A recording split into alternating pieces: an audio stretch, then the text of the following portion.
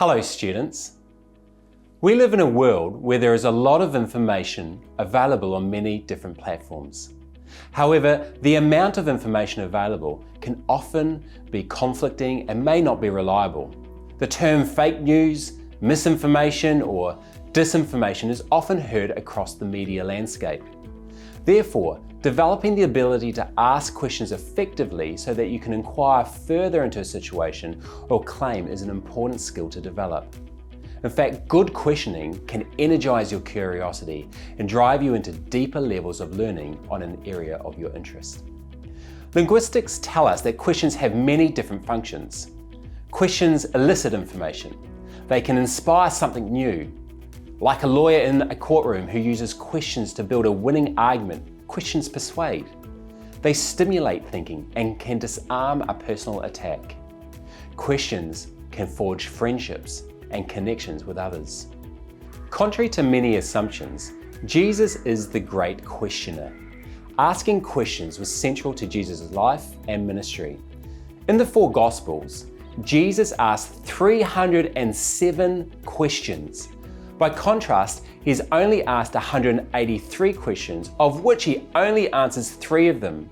For example, in Luke 18, a rich ruler runs up to Jesus and says, "Good teacher, what must I do to inherit eternal life?" Jesus responded, "Why do you call me good?" Jesus has not been vague or ambivalent, but something different altogether. He was probing the man for a deeper response and challenging him to think more seriously about who Jesus was in response to his question on eternal life. It is through such questions we get a glimpse of who Jesus is, what is important to him, and what it might mean to follow him. This is often contrary to how Jesus is often portrayed. He does not offer a neat list of 10 ways on how to draw closer to God. He does not provide easy answers. Instead, he asks hard questions. Like at the beginning of his ministry, Jesus asks his disciples, "What are you looking for?" This may seem like a silly question, but Jesus draws out the popular opinion of what has been suggested by the crowds and elevates the significance of what only a few people have begun to recognize about who he is at this time. In another controversial scene, Jesus asks his followers, "Do you see this woman?" Now, in a patriarchal society, he challenges people on their societal norms and their view of outcasts. In other words, he is asking, do you see correctly?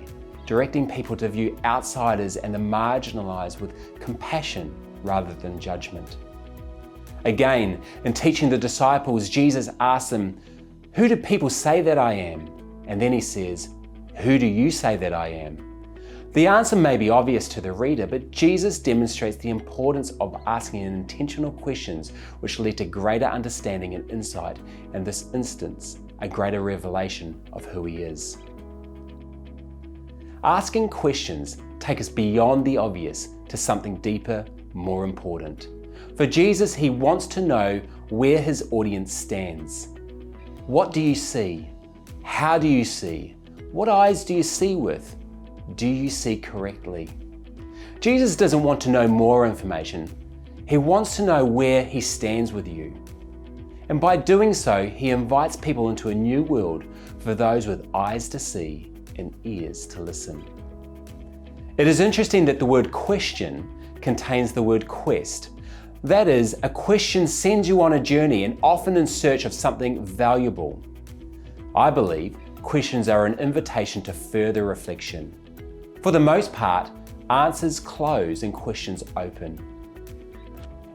I read of an esteemed professor in theology who completed his final lecture of his career to a standing ovation by his students. The professor picked up his notes, held them in his folder, and walked towards the lecture hallway. At the doorway, he turned for a parting word. The professor looked back at his students and paused and said, "Just remember, Jesus is the question to all of your answers." Then he turned and left. Through the questions Jesus asks, he models the struggle, the wondering, the thinking it through that helps draw us closer to God, and why questions are one of the most profound gifts for a life of faith. Jesus proves he doesn't want to know information, he wants to know us. The heart of the gospel is an invitation to be in a life-giving, real relationship with God. This relationship includes the opportunity to follow Him daily, right here and now. As Jesus was announcing the good news through preaching, teaching, and healing, He was unafraid to issue challenging questions to His followers and those listening. Questions like, will you really lay down your life for me? And what good is it for a man to gain the whole world but forfeit his soul? The invitation to follow after Jesus is the most incredible opportunity any of us will ever have. It is a life filled with significance, meaning, and purpose. But to truly live out the faith that Jesus is inviting us into will require substantial cost. To do anything of significance comes with great challenges, and following Jesus is no exception. I encourage you this morning to keep asking questions as you explore life, faith, and meaning in your world. God bless.